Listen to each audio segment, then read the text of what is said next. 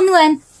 Ako si Hemeng, isa lang akong lalaki nakadepende sa babae. Anong karapatan ko para sa'yo? Isang CEO. Napalihim na tumulong sa akin ng ganito katagal. Ang brooch na ito na nagkakalagang 20 milyon. Hindi ko karapat dapat tumanggap niyan. Sige na, huwag mo na siyang patuloy na tuksohin. Ayan na sila.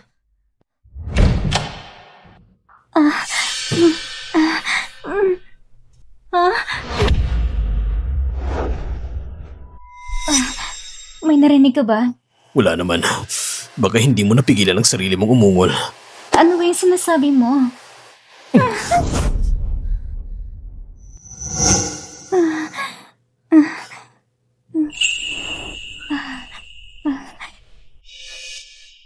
Mr. Meng, tingnan mo. May tao pa rito. May naghanda pa ng regalo para sa atin.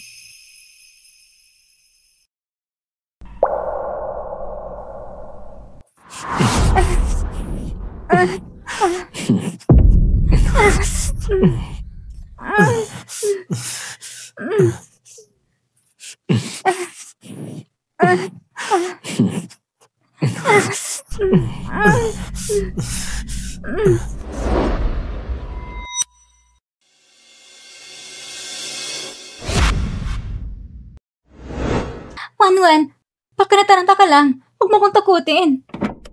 Sumakay ka sa kotse. Itong sasakyan na ito, 8.32 million ang halaga. Naingkasa kami ni Hemeng. Regalo ito ng papa ko. Walang aksidente. Hindi pa nasira kailanman. Malinaw naman. Ang pera, mas maaasan kaysa sa mga lalaki.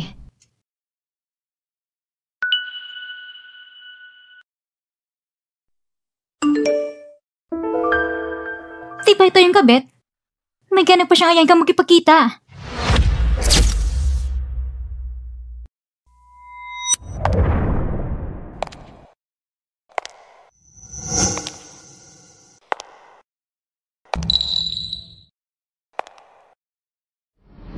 Ate, pasensya na. Nawala ako na isang oras. Pinilit kasi ko ni Kuya Meng na tapusin muna ang kontrata ng CE Group.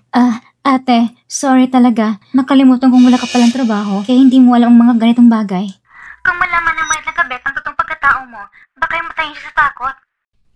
Ate, kahit papaano, dapat mo rin namang unawain si Kuya Meng. Ang bait mo naman, iniintindi mo siya ha. Sinusot mo pa yung mga damit na tinatapon ko. Anong sabi mo? Mukhang hindi na naman ganang kabuti si Hemeng sa'yo O baka naman, talagang mahilig si Misty sa mga sikang na bagay. Ikaw!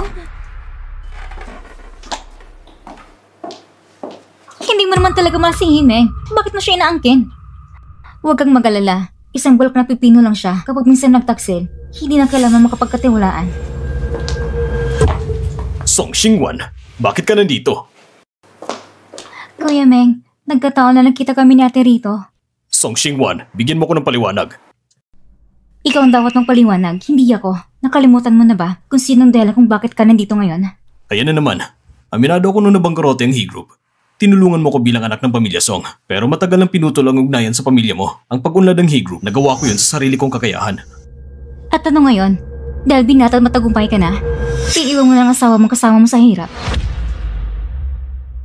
Kasalanan mo rin ito. Ikaw ang laging bumabalik sa mga lumang issue. Lagi mong iniisip na lahat ng meron ako ay dahil sa'yo. Sa wakas, sinabi mo rin totoo mong nararamdaman. Kung ganun, mag-divorce na lang tayo. Akala mo ba may pakialam pa ako? Kakatapos ko lang makuha ang kontrata ng CE. Malapit na akong pumasok sa hanay ng pinakamayayamang pamilya. Kung talagang gusto mo maghiwalay, baka pagsisihan mo pa yan. Ang galing mo naman, Mr. He. Kung ganun, ibalik mo sa akin mga damit na binigay ko sa'yo. Anong ibig mong sabihin? Mukhang madali kang makalimot ha. Ang suot mong damit na yan, ako nang pagawa niyan sa isang top designer sa ibang bansa. Ginawa pa miso para sa'yo. Kahit may pera ka, hindi mo mabibili yan. Damit lang naman yan na walang tatak. Sino bang magnanasa niyan? At pati yung relo sa kamay mo, halagang 2.8 million yan. Ako rin nabigay niya sa'yo. Sino bang nakakapagsabi kung saan mo nabili ang peke? Nahihiyang akong suotin yan eh. Sa'yo na. Kahit ibenta mo pa yan, aabot pa rin ng 10 milyon. Salamat po. Huwag mo kong lokohin dyan. Hemeng, kahit sa isang estranghero na binigyan ko ng regalo, marunong na siya magsabi ng salamat. Pero ikaw, tinulungan kitang umangat sa buhay. Binigyan kita ng kayamanan. Kapalit, pagtataksi lang natanggap ko. Mag-divorce na tayo.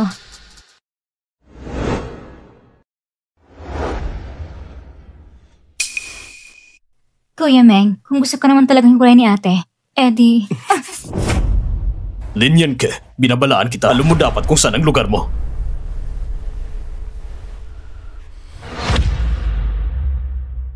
Meng, kung hindi mo na ako kailangan, ibalik mo lahat ng mga bagay na binigay ko sa'yo. Miss Song, sabi ng mata ng ginang, bumalik ka raw bukas ng gabi sa lumang bahay para sa hapunan. Isang patibong, ayos lang. Kung magagalit ng isa, o dalawa man yan, pareho lang naman.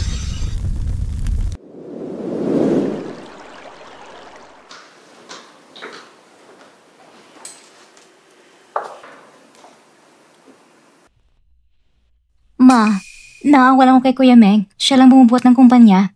Hindi ko akalaing iisipin ni ate na sinisira kong relasyon nila. Umupo ka. Alam kong mabait ka. Huwag kang mag-alala.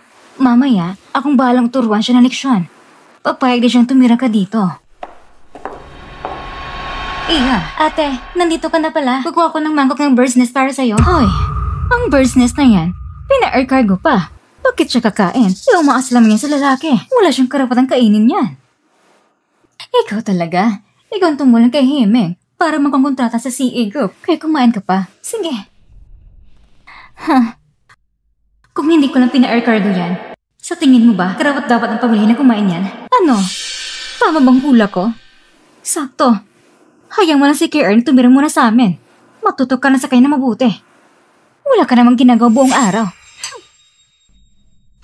Ni isang mangkok ng bird's nest, ayaw pang ipatikim sa akin. Ano? Mauubos na naman ba ang pera ng pamilya, Song Xingwan, tama bang hula ko? Kaya ngayong pagkakataon, anong mayamang dalaga naman kukunin ni Hime para makisalo sa yaman? Ikaw, ano namang kalugwan sinasabi mo? Nako, ma. Ma? Ate, mayroon akong librong tungkol sa pagiging mabuting manugang. Gusto mo bang ipahiram ko sa'yo? Kung marunong man lang siya magpakumbaba sa biyanan, marunong nang umakyat sa puno. Song Xingwan, hindi ka ba hihingi ng tawad sa mama ko? Ang mama mo ang una nang dala ng kabit sa bahay. Ikaw babae ka, pwede bang huwag ka nang gumawa ng gulo kapag talagang nakipaghiwalay ako sa'yo? Wala ka nang matitirahan. Sige, subukan kung totoo yan. Tingnan natin kung kawawa ba talaga ako.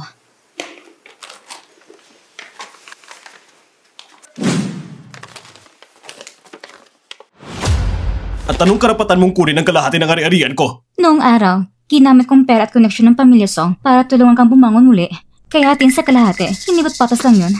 Teka, ngayon, nakipag-collab ako sa CE Group. Kulang pa ako sa pondo, kaya hindi pwede maghiwalay. Ibig mong sabihin, ang pumipigil sa atin para maghiwalay ay ang pagkikipagsundo mo sa CE Group. Madali lang yan. Kansilan na natin. Kailangan kong walang pag-isipan ang pagkipagtulungan sa CE Group. Song Xingwan, huwag ka na magyabang. Ang CE Group, kala mo ba karapat dapat ka doon?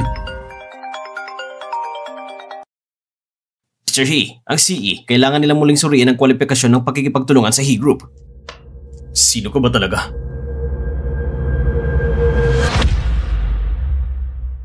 Hindi na pala nakapagtataka na gusto niya makipag-divorce. Ayun pala, matagal na pala siya nagsiselos kina Assistant Kin. Song Xingwan, bibigyan kita ng isa pang pagkakataon. Huwag kang magalit. Kung iiwan mo ako, wala ka nang magiging kahit ano.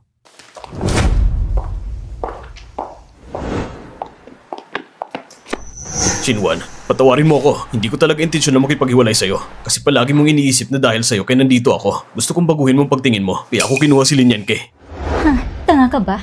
Nanghihinayang ko na napansin pa kita. Xingwan.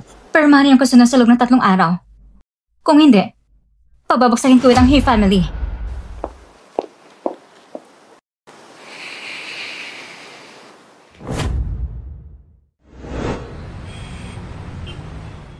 Wanwan, tingnan mong damit na to. Wanwan, hindi ba pwede i-block na lang ang bastardo na yan? Akala mo hindi ko gusto? Nagpalit na siya ng maraming numero ng telepono para tawagan ako. Sana matigil na. Hello? Xingwan, patawarin mo ako. Send ko sa'yo yung isang larawan. Tingnan mo muna. Pag-isipan mo muna kung itutuloy pa bang pagtawag sa akin.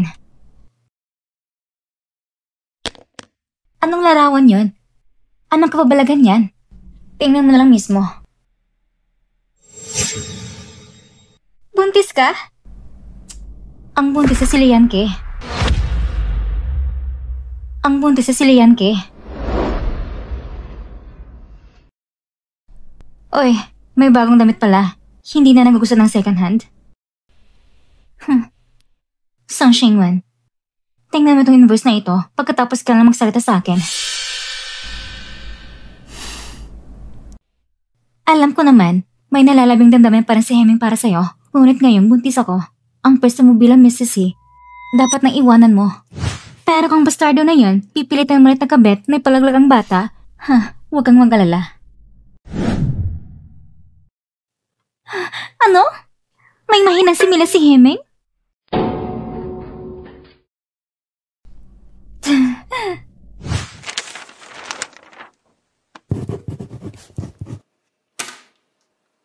Song Xingwan, huwag mong sabihin hindi kita binibigyan ng daan para mabuhay. Ang villa na tinitiran mo ngayon, iiwan ko na sa'yo.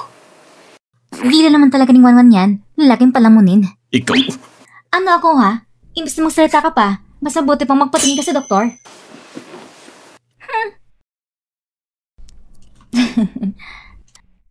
Ibigay mo sa akin ang cellphone mo.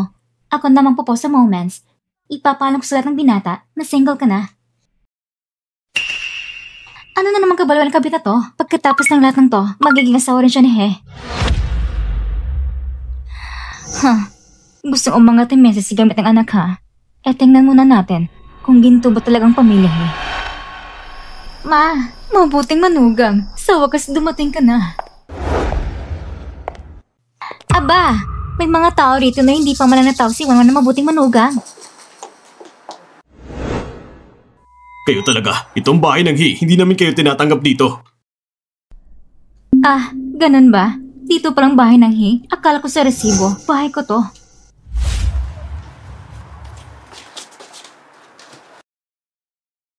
Hindi ba't muebles lang naman ang binili mo? Ano ngayon? Wala ka ng pera kaya gusto mong ibenta? Juan, hindi mo kailangan gawing komplikado kung marunong ka lang magpakumbaba.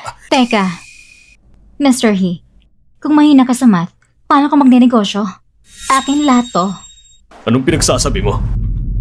Nung malugi ang pamilya He noon, lahat ng muebles sa lumang bahay ng He, ibinenta para pambayad ng utang. Ngayon, lahat ng mga ito, akong bumili. Bawat isa rito ay nagkakalaga ng milyon. Sing-sing, natanggap ko na.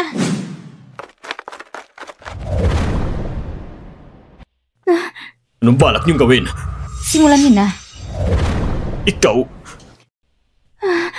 Anong gagawin natin? Wanwan, mukhang may isang ginang He, natitira na sa bahay ng sira. Ikaw? Boss, yung kristal na ilaw sa sala, nasira nung tinanggal. Anong gagawin natin?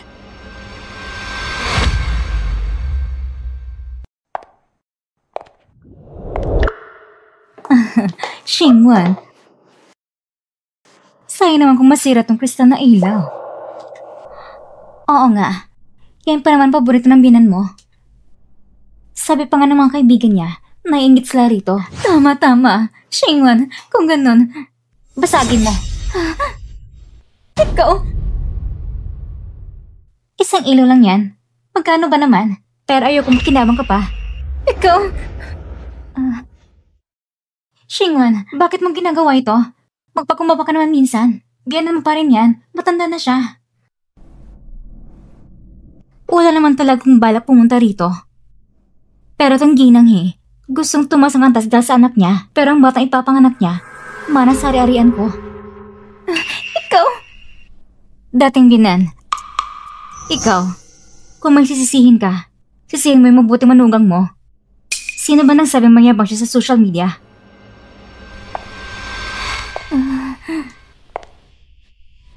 Ang swerte mo. Mas marami pang darating. Song Xingwan, Wanwan, ngayon lang tayo nakabawi sa kanila. Hindi pa yan sapat. Ang proyekto ng kooperasyon ay binigay ko kay Heming. Yun ang mas malaga. Tama ka, yung lupa sa timog ng lungsod, anong balak mong gawin doon? Plano kong magpatayo ng malaking theme park. Ipapangalan ko sa pinakamatalay kong kaibigan, si So Xingwan. Talaga ba? Wanwan, napakabait mo talaga. Alam mong pinagsasabi mo. Pero, kailangan natin humanap ng designer para maayos itong mga disenyo. Sing-sing, yung designer na ina-appoint mo, baka tumakas na. Imposible yun. Pasensya na. Nahuli ako.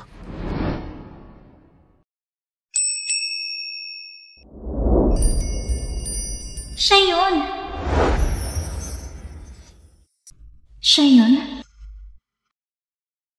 Goose? Wanwan, naalala ko ng kolehiyo. 4 na taong ngayon nililigawan. Pero ikaw, parang bulag, nailagpas sa laking walang ambisyon. Ulitin mo pa yan. Tapos ng pagkakaibigan natin. Umupo ka muna. Hindi naman ikaw yung designer na hinanap namin, hindi ba? Ganito kasi yun. Yung designer, nagtatai siya. Kaya yung proyekto, ibinigay niya sa akin. Totoo ba yan? Hindi ako naniniwala. Sa tingin ko, nakita mo yung single na si Wanwan, kaya sinadya mong pilitin yung tao para magawa yung proyekto. Ano?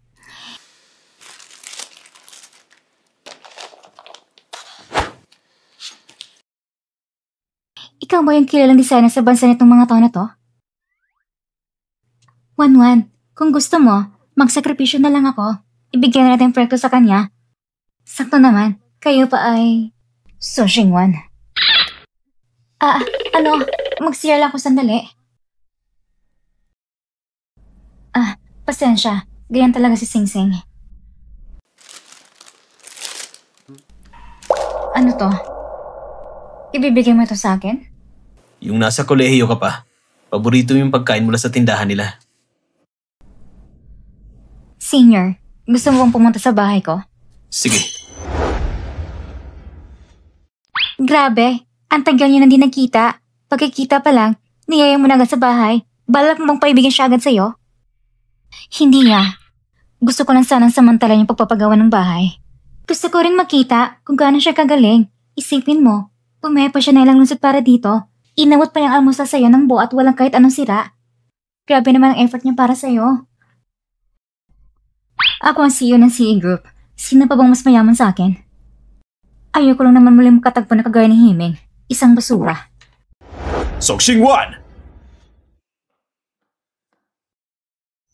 Ikaw ba yung dahilan kung bakit yung mga kumpanya na kapartner ko mas piniling magbayad ng multa kaysa makipagtrabaho sa akin?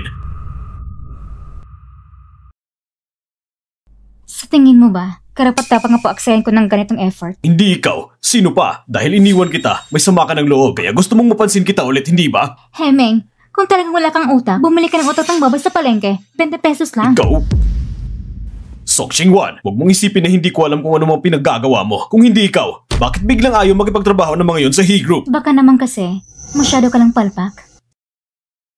Nung nalugi ang He Group noon, iyon na dahil sa pangdaray sa materyales na nagdulot ng malaking aksidente.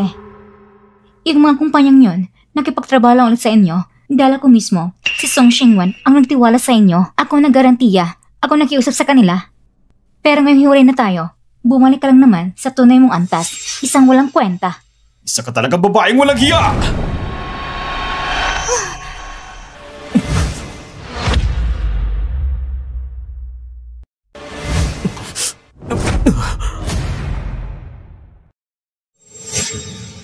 Ayos, Sok Xingwan. Kaya pala todo ang pag-iintriga mo na gusto mo makipaghiwalay.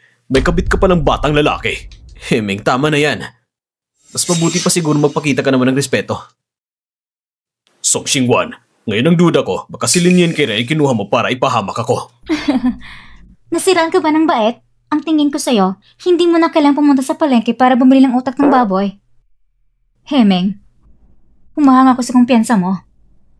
Sana sa kumpiyansang yan, mapabangon mo at ang corporation. Anong pinagyayabang mo? May alas din ako sa kamay ko. Ang CE Group, malapit na makipag-collab sa akin. Kapag nangyari yon, babangon ako ulit. Sige, Eddie, good luck sa'yo. Wanwan, Wanwan, kailangan mo ba planong tapusin ang partnership ng CE at Corporation sa Timog ng Lungsod? Walang pagmamamadali. Di ba gusto ni Himeng bumangon muli? Hayaan mo siyang ilalang lahat ng kayamanan niya sa proyektong iyon. Yan ang maganda. Ang talino mo talaga, Wanwan. Director Song, ito po ang report ng He Corporation para sa buwan na ito. Ayos. Bumaba ng 80%. Mas malaki pa kaysa sa inasahan ko. Nagyayabang na naman ang kabit. Sabi pa ng iba, susurtin para ako sa huli. O sige, salamat sa magandang hula mo. Wanwan, mukhang tama lang di mo tinapos ang kontrata. Magandang desisyon yon. Ngayon, iniisip pa rin ng kabit na may pag-asa pa rin ang He Corporation. Uy, Wanwan, tingnan mo to. Balita raw na si Lian Ke, gamit ang pabubundis niya. Gumagastos ng todo-todo. Kaya, nagkikipagpaligsan din sa paggastos. Si Heming, halos walang makain. Habang asaw at nanay niya, para mga asong ulol. Kung gutom si Heming, ako na lang magpapakain sa kanya. Wanwan, wala ka namang sakit Tigilan mo nga. Gustong-gusto ni Lian Ke na makapasok sa mayamang pamilya. Kaya bibigyan ko siya ng isang magandang panaginip na ako mismong sisira. Assistant Shen, tulungan ko magpadala ng imbitasyon bilang presidente ng CE Group sa lahat ng business partners natin ngayong taon para sa isang hapunan. Opo, madam.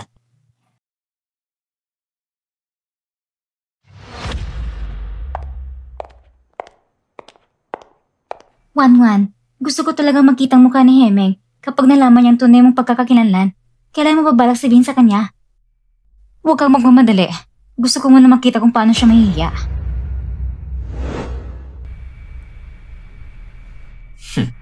Ganito bang ugali ni President He kapag may hinihinga ng pabor? Pinapainom lang kita ng alak. Ayaw mo pa? Anong klase ng pakikipagnegosyo yan?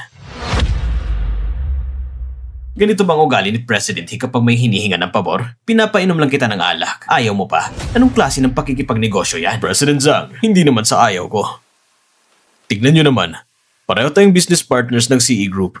Hindi naman dapat akong parang waiter dito.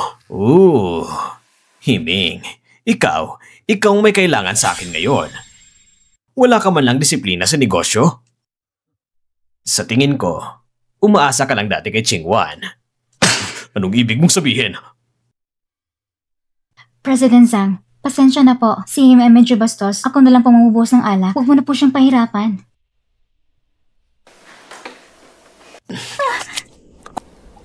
Kung si Himing ay bastos, ikaw naman marunong ka na agad makisama. Ang bagong asawa ni President He, malayo sa dati niyang asawa. President Song, nandito ka na pala. Ayos lang ba yung pinapakausap ko sa'yo? Huwag ka mag-alala. Kapag ako ang kumilos, siguradong maaasahan. Magaling. Sigurado ibita ng lahat ng mga boss. Dahil nilang galing nila sa negosyo, ipakita nilang lahat ng kakayahan nila. Opo.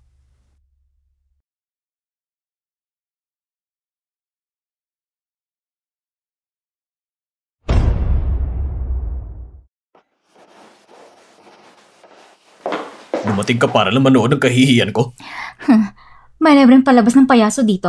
Bakit hindi panoorin? Tong Xingwan, isang babaeng pinalaya sa anak ng mayaman. Paano ka karapat dapat sumali sa handaan ng presidente ng CE? Kinikilig ka ba sa alaga ng matanda mong lalaki? O baka naman si President Zhang yung tinutukoy ko? Himeng, panatiling mo malinis ang dila mo. Tama ako, hindi ba? May mga tao kasi na umasa lang sa iba, kaya inakala nilang ganun din ang lahat. Ikaw? Halika na, umalis ka na at asikaso yung negosyo mo. Ako nang bahala dito. Song Xingwan, huwag mong isipin na hindi ko alam kung bakit ka nandito. Alam mo ba kung sino siya?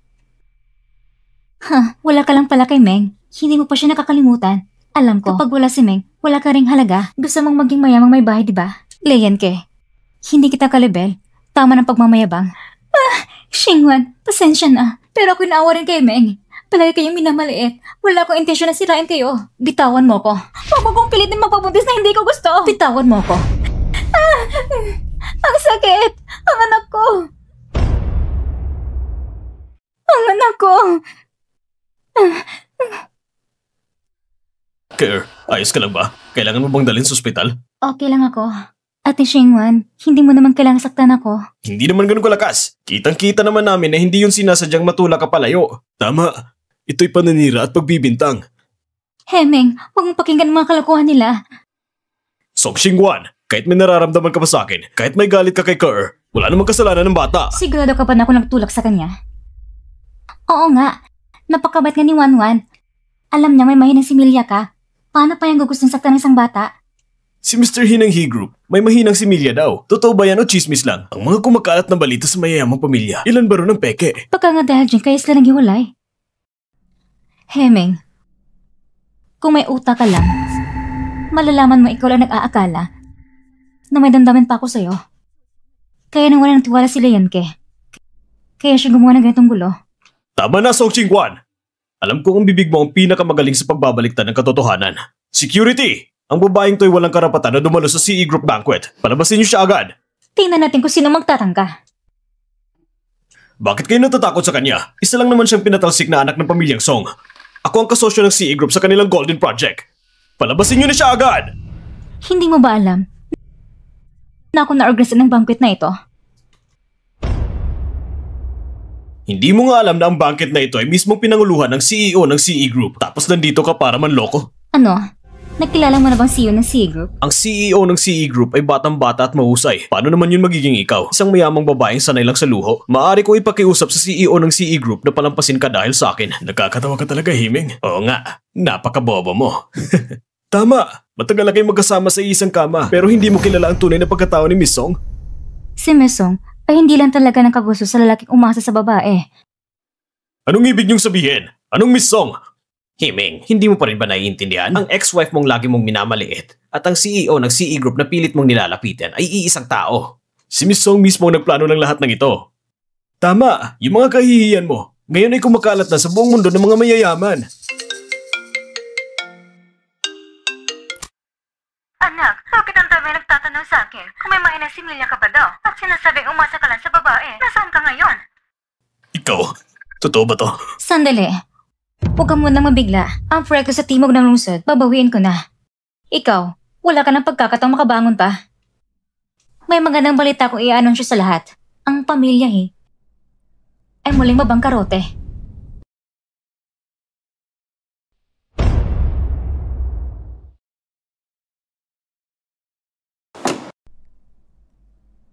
Anong ginagawa mo? Wala kong dapat pag-usapan sa'yo. Chingguan, alam ko nagkamali ako. Totoo to. Ano? Lahat ba ng sinabi mo na ay kasinungalingan lang? Chingguan, pag-uwi ko, nagsisi talaga ako at pinag-isipan ng lahat. Para ipakita ang sinseridad ko, pinalaglag ko kay Linyan kay bata sa tiyan niya. At hindi lang yon, kumuha pa ako ng abogado para pagkaraan ng ilang araw, papalayas ko siya ng walang dala. Pare na kitang iuwi muli. Hey Meng, kahit ang tigre, hindi kinakain ng anak niya. Wala ka ng pagkatao. Sige, bugbugin mo pa ako kung gusto mo. Basta bumalik ka lang sa akin. Kahit ilang ulit mo ako saktan, ayos lang. Hindi mo pa rin ba alam? Hanggang ngayon, akala mo, nagagat ako dahil kay Linyan Ke? Pasensya ka na. Pero may bago na akong minamahal.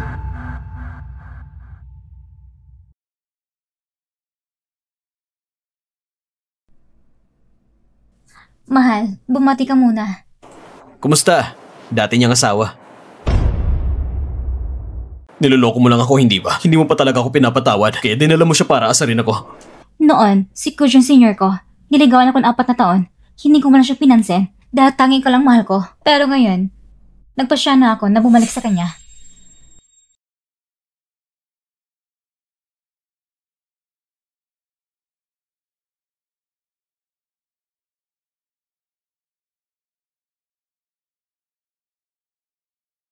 Kung lalapitan mo pa ako, hindi lang pagkabangrap ang aabutin mo.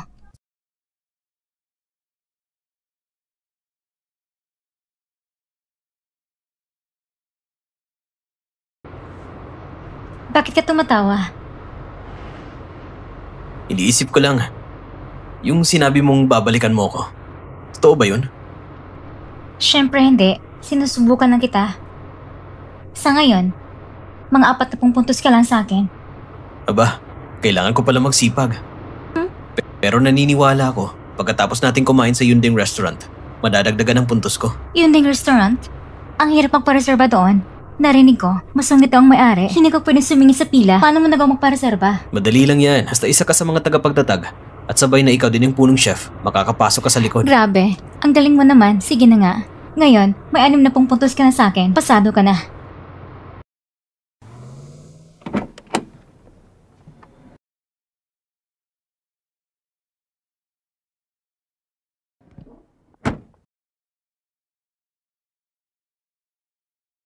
Ma'am, totoo bang nangaliwa kayo? Miss Song, totoo bang nangaliwa kayo at iniwan niyo ang orihinal niyong asawa? Ilang taon ka na sa industriya. Bakit hindi niyo sinabi kay Heming ang totoong pagkakakilala niyo? Miss Song, kayo na ba ni Mr. Gusi? Totoo ba ang mga larawan na ito?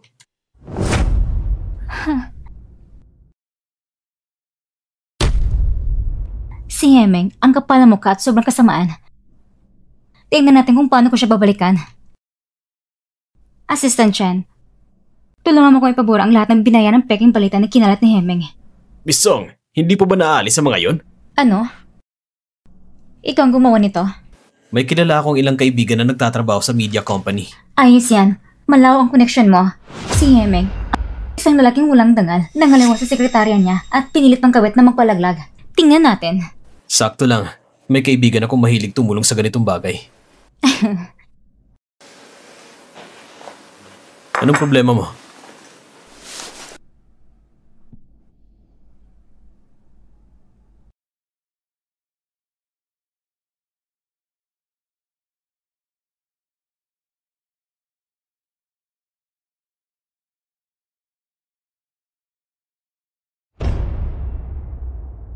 Anong nangyayari sa inyo? Bakit lahat ng hot searches ko ay biglang na-block? Ayaw niyo bang kumita ng pera, ha? Gusto niyo bang idebanda ko kayo? Mr. He, bago mo gawin yan, asikasuhin mo muna ang sarili mong trending topic. Ang malanding si Song Xingwan.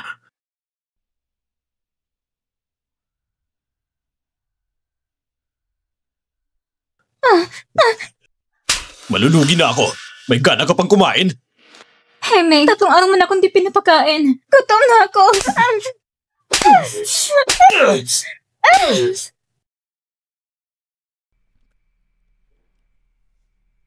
Wanwan, may magandang balita ko sa'yo. Anong magandang balita? Bakit ang saya mo? Si Heming, muntik nang madapa sa sariling plano. Yung kalokohan niya, nalaman ng lahat ng netizens. Galit na galit siya. Binubugbog pa niyang kabit niya. Naaalala ko, sila yan ke. Kakaabot lang niya, hindi ba? Oo nga, mahina pa siya ngayon. Nasa ospital pa rin siya at nakahiga.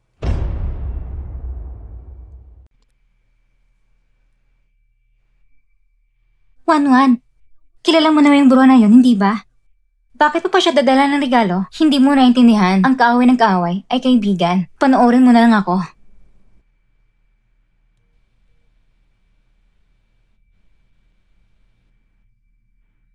Ano yan? Pumunta ka para pagtawanan ako? Hoy, huwag mo namang sabihin yan. Ito ay pina-air cargo ko pa. Bird's nest soup. Kakaabot mo lang, kailangan mo mong palakas. Ito naman, gamot sa pasa at sugat. Pangaplas yan, huwag mong inumin. Ang bait mo naman bigla. Pareho tayong babae. At higit pa doon, pareho tayong naloko ni Heming. Ang walang kwentang lalaking yon. Hindi naman talaga tayo dapat magkaaway. Hindi ko akalain, sa huli, ang magpapakita ng kabaitan sa akin ay ikaw pa. Sinabi ko na sa'yo noon pa, si Heming ay hindi mabuting tao, hindi ka pa naniniwala. Ate Xingwan, ang sama ko talaga. Hindi ko akalain. Lagi kitang sinuway. Hoy, bruha. Alam mo, maganda ka rin naman. Sa ginawa sa'yo ni Heming, bakit hindi mo siya gantihan? May paraan ko para sa kanya na hindi na siya makakabangon muli.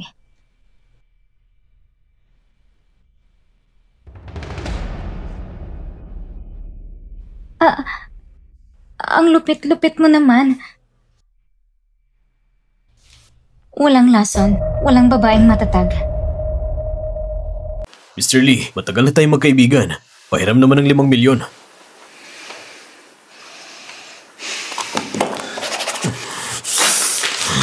Mga hayop! Hintayin niyo makabangon ako! Wawasakin ko kayong lahat! May gana ka pa bumalik. Pasensya na, Heming. Nagkamali ako. Saan ka nagkamali? Hindi ko dapat inisip na panalo na ako nang umalis si Song Xingwan. Kaya nangwaldas ako ng pera. Tama ka dyan. Kung hindi ka lang maluho, malulugi ba ako? Heming, patawarin mo ko. Mahal na mahal talaga kita. Hindi ko kayang mawala ka. Please, huwag mo kong palasin. Basta alam mo nagkamali ka. Bukas, maghanap ka ng trabaho. Sa ganda mong yan, madali kang makaakit ng mayayaman. Tanga ka rin minsan, ano? Kapag nakuha mo ng matandang yun ang pera nila, magagamit ko yun para makabangon muli. Pagdating ng araw, magiging mayamang asawa ka pa rin. Heming, para sa'yo, gagawin kong kahit ano. Pero, meron akong isang napakalaking oportunidad.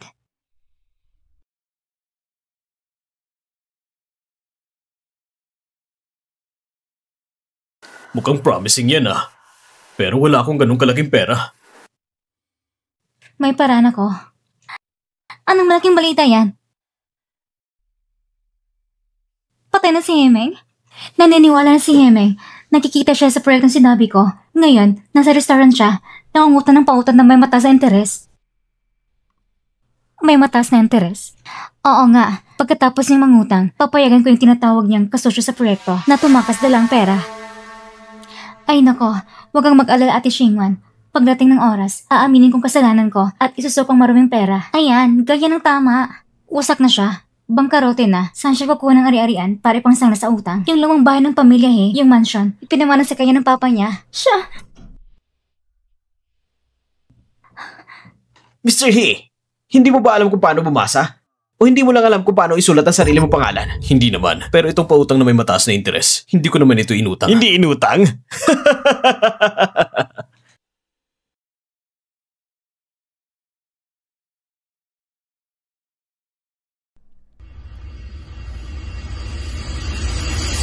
Hemeng, hindi mo pwede isang lang ang lumang bahay ng pamilya Song Xingwan, ikaw na naman!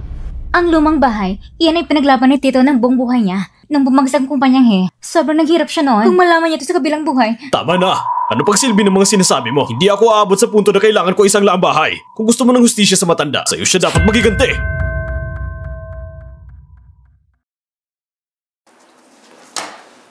Song Xingwan, sa totoo lang, kung hindi ka dumating, baka hindi ko kayang pumirma. Pero ngayong nandito ka, hindi na ako natatakot.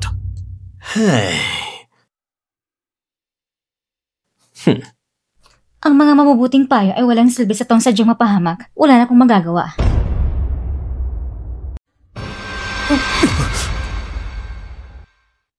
Pakiusap, bigyan niyo pa ako ng ilang araw. Mr. He, sa tingin mo ba mababain kami? O mukha kaming gumagawa ng kawanggawa? Ha? Ituloy ang pagbubugbog! Bugbugin hanggang magbayad siya! Tulungan niyo ako, huwag niyo ako saktan. Hindi ako naniniwala. Mayaman ka. Pero dahil lang sa isang babae, nabangkarote ka? Pakiusap, bigyan niyo pa ako ng isang pagkakataon.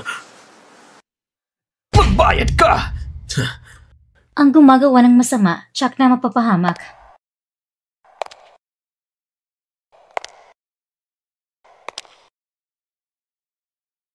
Song Xingwan, lahat ng ito, ikaw nagplano, hindi ba? Xingwan, tama na. Nilabas mo na ang galit mo. Noon, bulag ako. Hindi ko maintindihan ang tunay na pag-ibig, pero minahal talaga kita. Mula 7 taong gulang hanggang 27, 20 taong kitang minahal. Sa lahat ng panahon ngayon, may pagkakataon ka naman sabing mahal mo rin ako. Pero bakit ngayon pa? Hindi mo ba nakikita nakakatawa yon? May kaso ka ng panlilinang at pandaraya at pag-iwas sa buwis. Security, dalhin siya sa stasyon ng pulis. Xingwan, nagkamali ako! Mahal kita! Xingwan! Hindi ako magulo! Halina kayo mga kasama.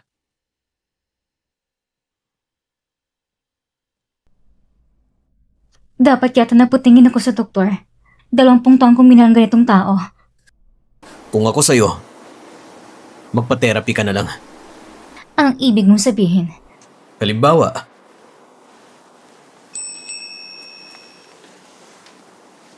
bigyan mo ng pagkakataon ng taong tunay na nagmamahal sa'yo.